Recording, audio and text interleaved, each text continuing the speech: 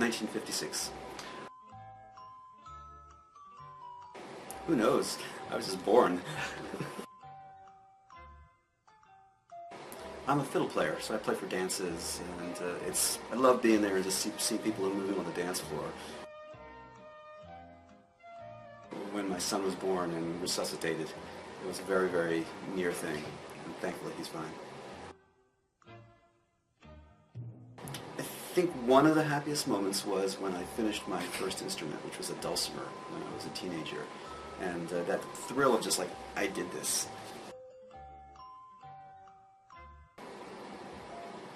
David Finkel.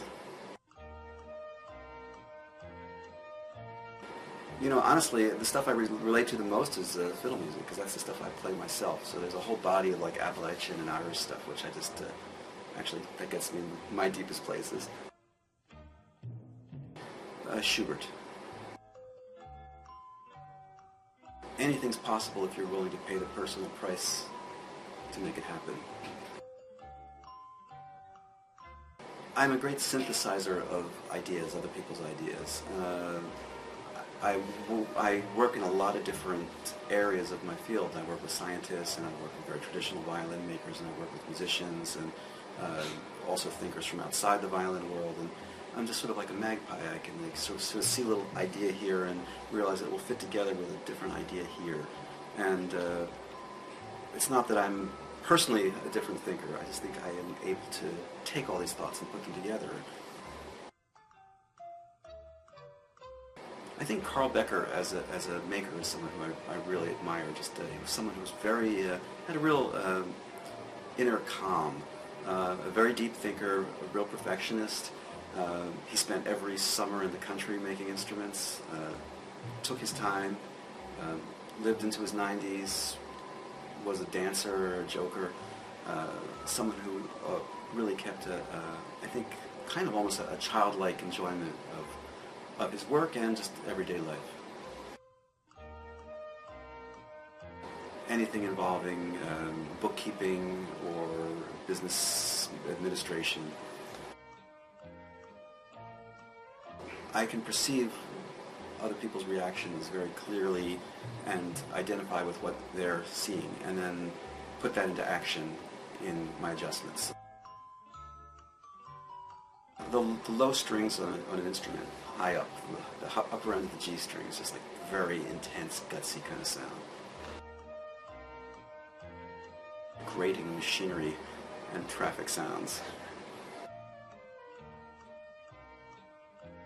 My early training was as a sculptor, and I'm still a little wistful about, you know, the world of fine art, which I kind of left behind.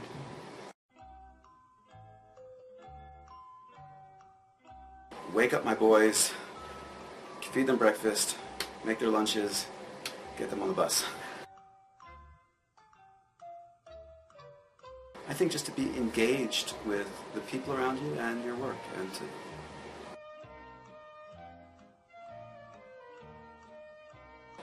I do. I've tried to rein it in, but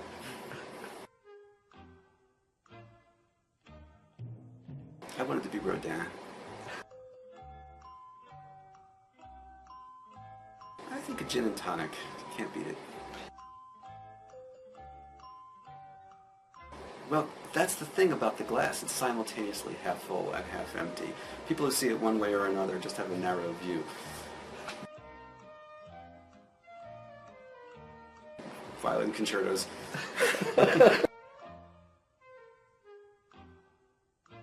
Well, probably the most common meal in our house is make your own burritos, because we have a bunch of fussy eaters.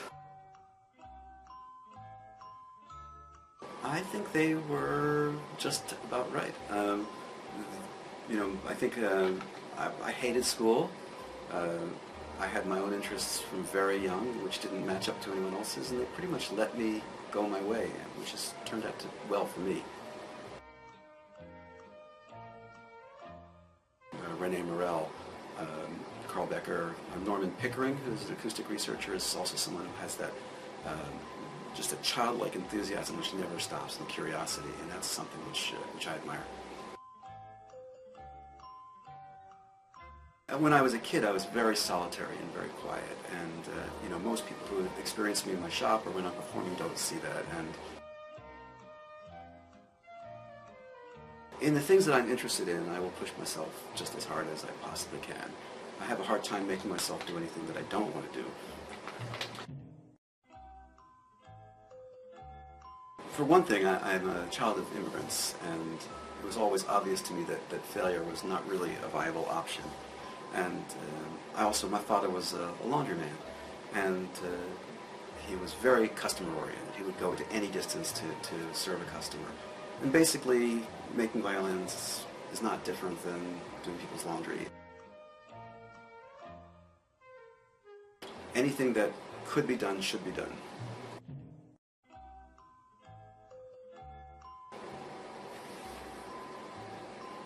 No, I try not to look at those.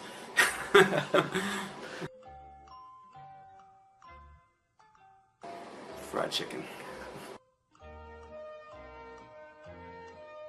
The classical music, the first piece was the Ravel Quartet in F. For example, I work with Brooklyn Rider, and they're a group that is really taking control of their own image, their own marketing, their own repertoire, and they're really cutting their own way and finding their own niche.